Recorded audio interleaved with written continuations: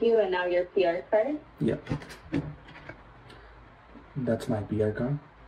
And now the back of this card. Yeah, for sure. Here you go.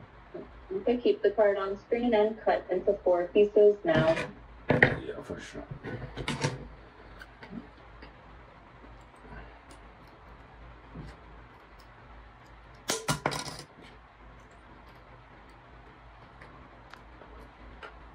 Watch the fingers.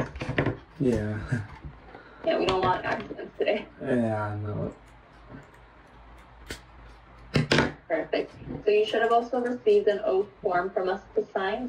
So your registration is now complete. So I'm going to put you in the main ceremony room. We'll hopefully begin around 2. So just sit tight till then, and congratulations on citizenship today. Thanks a lot. You're welcome. Have a good day. Bye-bye. Yeah, bye-bye. Hello guys, welcome back to the new video. दोस्तों बहुत time से मैंने अपनी कोई भी video नहीं डाली because मेरा जो है वो सिटीजनशिप का एग्ज़ाम था एंड वो क्लियर होके मुझे सिटीजनशिप मिल चुकी है। सो इस करके मैं बहुत ज़्यादा बिजी था कुछ दिनों से, सो मैं कोई वीडियो अपलोड नहीं कर पाया।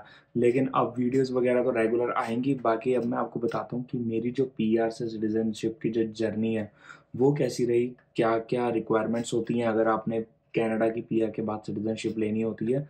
एंड बहुत ही इजी रिक्वायरमेंट होती है, कुछ इतना खास नहीं होता। सो जल्दी से वीडियो को रैप अप करते हैं एंड फिर थोड़े दिनों के बाद से मैं दोबारा से अपनी कंटिन्यू वीडियो जो है वो अपलोड करना शुरू कर दूंगा आप लोगों के लिए। बिकॉज कनाडा में इस समय बहुत सारे चेंजेस हैं जो आप सबके लिए जानना बहुत ही ज़्यादा ज़रूरी है, जो लोग यहाँ पे आना चाहते हैं, फिर चाहे वो स्टडी बेसिस पे या फिर चाहे वो विजिटर वीज़ा पे। So let's get into the video. So दोस्तों सबसे पहले बात करते हैं कि जब आप परमानेंट रेजिडेंस होते हैं, सो सबसे पहली जो रिक्वायरमेंट होती है सिटीजनशिप पाने की वो ये होती है कि आपको 3 साल का वेट करना होता है। वो कैसे? 1 साल तो आपका वो गिना जाता है जब आप यहाँ पे टेम्पररी रेजिडेंस पर होते हो, फिर चाहे आप विजिटर वीज़े पर हो, फिर चाहे आप वर्क परमिट पर हो या आप एज एन स्टूडेंट आए हो। सो जब तक आपकी पढ़ाई चल रही है, अगर आप 1 साल से ज़्यादा भी टेम्पररी रेजिडेंस के वीज़े पर हो तब भी आपका सिर्फ 1 साल ही गिना जाता है। जैसे कि हम मोस्टली जो है स्टूडेंट्स वो यहाँ पे 2 साल की स्टडी लेकर आते हैं, लेकिन फिर भी जो है वो सिटीजनशिप के लिए उसको 1 साल गिना जाएगा। एंड उसके बाद जब आप PR हो जाते हो, सो PR के बाद जो है फिर आपको 2 साल कंटिन्यू कनाडा में लगाने पड़ते हैं। अगर आप बीच में से कहीं अपनी कंट्री में घूमने जा रहे हो या फिर हॉलीडेज पे जा रहे हो, सो उतने ही दिन उसमें से माइनस हो जाते हैं। मीन्स टोटल आपको जो है वो PR के बाद 2 साल कंप्लीट करने होते हैं। सो ऐसे करके जो है वो आपको 3 साल जो है इतने जो आपको डेज हैं वो पूरे कंप्लीट करने होते हैं, तभी आप जो है वो एलिजिबल होते हो सिटीजनशिप को अप्लाई करने के लिए। सबसे पहले जो एलिजिबिलिटी है वो यही होती है। इसके बाद जो आ जाता है, इसके बाद छोटी मोटी एलिजिबिलिटीज़ रह जाती हैं। फिर जो है जब आपके डेज पूरे हो जाते हैं फिर आप एक फॉर्म फिल करते हो जिसके अंदर आपकी पूरी एड्रेस हिस्ट्रीज वगैरह पूछी जाती हैं, आपका पूरा एजुकेशन सिस्टम पूछा जाता है कि आपने कहाँ कहाँ पढ़ाई की है, आपने कितने घर चेंज किए हैं कनाडा के अंदर, सारी एड्रेस हिस्ट्री होती है। फिर थोड़ी बहुत आपकी पर्सनल इन्फॉर्मेशन होती हैं। एंड अगर आप कनाडा छोड़ के किसी और देश में गए हो अपनी होम कंट्री के अलावा, जैसे अमेरिका वगैरह, जैसे कुछ लोग यहाँ से जो हैं वो अमेरिका में ट्रक भी चलाते हैं, सो उनका अप एंड डाउन रहता है, सो वो डेज भी उसमें से माइनस होते हैं। सो ऐसे करके एक पूरी इन्फॉर्मेशन आपको जो है वो फॉर्म के अंदर फिल करनी पड़ती है। अगर इस समय कोई कनाडा में अपनी सिटीजनशिप की तैयारी कर रहा है एंड वो ये जानना चाहता है कि फॉर्म कैसे फिल होते हैं, सो वो नीचे कमेंट में लिख सकता है, मैं उनको प्रॉपर से गाइड कर दूंगा कि ये जो फॉर्म है वो कैसे फिल होते हैं। सो एक बार जब आपका फॉर्म फिल हो जाता है फिर उसके बाद जो टास्क आता है वो आता है कि आपको जो है वो सिटीजनशिप टेस्ट की जो है वो इनविटेशन आती है। अब इनविटेशन के बाद वो आपको प्रिपरेशन करने का 1 मंथ देते हैं। उसके अंदर जो है वो इतनी मोटी एक बुक होती है एंड उस बुक से जो है वो आपको तैयारी करनी होती है। एंड फिर जब आप वो सारी बुक से तैयारी कर लेते हैं फिर जो है आप वो 1 महीने के अंदर जब मर्जी वो आपको ऑनलाइन लिंक दे देते हैं एंड उस लिंक पे जाके जो है आप उसको अपने लैपटॉप पे जो है वो टेस्ट दे सकते हैं। लेकिन आप उसमें चीटिंग बिल्कुल नहीं कर सकते बिकॉज आपका जो है वो वेब कैम ऑन होता है एंड वो आपको रिकॉर्ड कर रहे होते हैं 24 घंटे जब तक आप वो टेस्ट दे रहे हो। एंड फिर अगर बाई चांस आपने चीटिंग करके टेस्ट कंप्लीट कर दिया, सो फिर जब वो वीडियो रिव्यू के लिए जाती हैं, सो फिर जो वो ऑफिसर होता है वो आपको रैंडमली किसी को भी चेक कर सकता है कि हाँ भाई इस बंदे ने चीटिंग की है या नहीं की है। वो आपकी वो पूरी वीडियो वॉच कर सकता है जब तक आपने टेस्ट दिया है। सो अगर उस ऑफिसर को कुछ भी सस्पिशियस लगता है सो वो फिर से आपको जो है वो टेस्ट के लिए रिकमेंड करता है। एंड टोटल जो है वो 3 अटेम्प्ट होते हैं, आपको तीनों अटेम्प्ट में क्लियर करना होता है।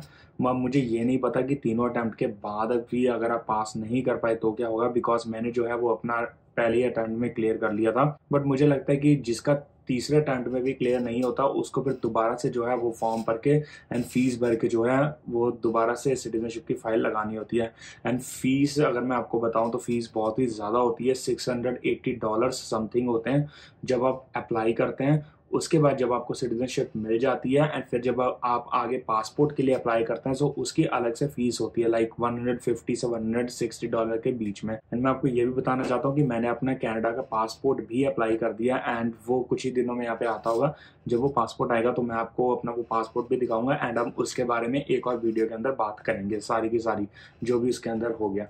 सो फॉर्म के बाद एंड टेस्ट के बाद जो है फिर आपका थोड़ा बहुत बैकग्राउंड चेक होता है एंड फिर आपकी एलिजिबिलिटी चेक होती है एंड आपका ये भी चेक होता है कि आप इस समय कनाडा में रह रहे हो या नहीं रह रहे, मीन्स आपका प्रेजेंस जो है वो भी चेक करते हैं। अगर आप कनाडा से बाहर हो सो फिर जो है आपका सिटीजनशिप ओथ आनी होती है, वो आपको ओथ नहीं आती।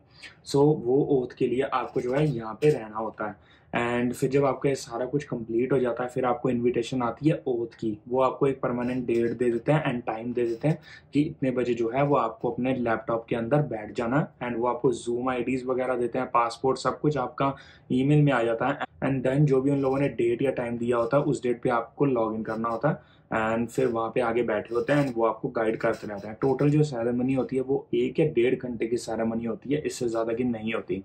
एंड वो आपको एक पेपर भी देते हैं, वो सब ईमेल में हो जाता है, वो आपको प्रिंट आउट निकलवा के लाना होता है। उस पेपर पे आपको साइन करने होते हैं, खुद नहीं करने होते। जब वो ओथ आपसे पढ़वाते हैं मीन्स वो खुद ओथ बोलते हैं एंड आपको पीछे पीछे उनके ओथ जो है वो रिपीट करनी होती है।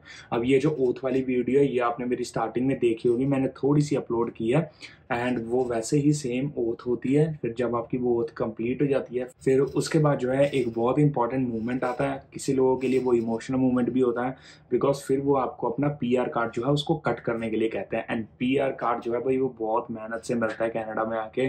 कोई कोई लोग 5 साल लगा देते हैं, 6 साल लगा देते हैं, किसी किसी को 7-7 साल भी लग जाते हैं पीआर कार्ड मिलने में। सो वो पीआर काटने में थोड़ा सा दुख तो होता है, लेकिन उसको काटने का मीन्स ये होता है कि अब आप जो है वो कनाडा के परमानेंट रेजिडेंट्स नहीं रहे एंड आप जो है वो सिटीजनशिप आपको मिल गई है। सो वो पीआर कार्ड इसलिए भी कटवाते हैं क्योंकि फिर वो वैलिड भी नहीं रहता आपके ट्रैवल के लिए, आप उससे ट्रैवल भी नहीं कर सकते। सो इसीलिए वो नहीं चाहते कि कोई भी ये पीआर कार्ड लेके आप ट्रैवल करे, क्योंकि आपको सिटीजनशिप मिल गई है इसलिए वो जो वो पीआर कार्ड है उसको कटवा देते हैं। एंड फिर उसके बाद जो है वो आपको इन्विटेशन भेजते हैं कि आप जो है अपना पासपोर्ट अप्लाई कर सकते हो। फिर यहाँ पे कनाडा के अंदर बहुत सारे पासपोर्ट ऑफिसर्स होते हैं जिसके अंदर आप लोग जाके अपना पासपोर्ट अप्लाई कर सकते हैं। वैसे पासपोर्ट मेल के थ्रू भी अप्लाई हो जाता है, इन पर्सन भी हो जाता है एंड सर्विस कनाडा वगैरह और भी बहुत सारी जगह हैं जहाँ पे पासपोर्ट अप्लाई हो जाता है। लेकिन अगर आपको अपना पासपोर्ट जल्दी चाहिए, एक्सप्रेस चेकआउट वगैरह भी होते हैं जिसके अंदर आपको आपका पासपोर्ट 2 या 3 दिन के अंदर भी मिल जाता है। सो अगर मैं टोटली रैप अप करूं तो ये है कि पीआर के बाद सिटीजनशिप लेना इजी है, बहुत ही ज़्यादा इजी है। बस टेस्ट के लिए आपको थोड़ा सा पढ़ना पड़ता है एंड ढंग से पढ़ना पड़ता है। जो भी आपको बुक दी जाती है वो डिस्कवर कनाडा के नाम से बुक होती है। वो आपको जब मेल आती है तो उसके अंदर आपको लिंक होता है एंड वो बुक आप ऑनलाइन भी डाउनलोड कर सकते हैं एंड उसको आप लिसन भी कर सकते हैं। उसमें एक लिसनिंग का सॉफ्टवेयर भी है जिस जैसे हम लोग गाने वगैरह लिसन करते हैं, सो उसी तरीके से आप वो बुक जो है वो सुन भी सकते हैं। एंड फिजिकल कॉपी भी मिलती है, मैंने जो है वो फिजिकल बुक मंगवाई थी। आप जितनी मर्जी चाहे वहाँ से फिजिकल बुक मंगवा सकते हो। फिजिकल बुक की कोई भी फीस नहीं होती, फ्री ऑफ कॉस्ट होती है, कनाडा उसे प्रोवाइड करती है। एंड उस बुक में पढ़ना थोड़ा सा ईजी हो जाता है बिकॉज शुरू से हम फिजिकली पढ़ते आए हैं, फ़ोन के अंदर हम इतना ज़्यादा नहीं पढ़ते। सो जो भी आगे जाके अगर कोई प्रिपेयर कर रहा है सिटीजनशिप टेस्ट के लिए, सो मैं तो उनको यही रिकमेंड करूंगा कि फिजिकल बुक लें एंड उससे पढ़ना शुरू करें। सो भाई ये थी मेरी जर्नी कि भाई पीआर के बाद मुझे सिटीजनशिप जो है वो कैसे मिली। सो अगर आपके मन में और भी कोई डाउट है सो वो आप क्वेश्चंस में लिख सकते हैं एंड मैं आपको उनका जवाब दे दूंगा। बाकी अब मेरी जो वीडियोस हैं वो रेगुलर आनी शुरू हो जाएंगी। बस इसी टेस्ट की वजह से मैं थोड़ा सा डिले था क्योंकि इसकी प्रिपरेशन में मुझे 1-2 वीक लग गए, क्योंकि ढंग से प्रिपेयर करना होता है। अगर ऐसे ही दे दो सो अब फेल होने के चांसेस भी बहुत ज़्यादा होते हैं।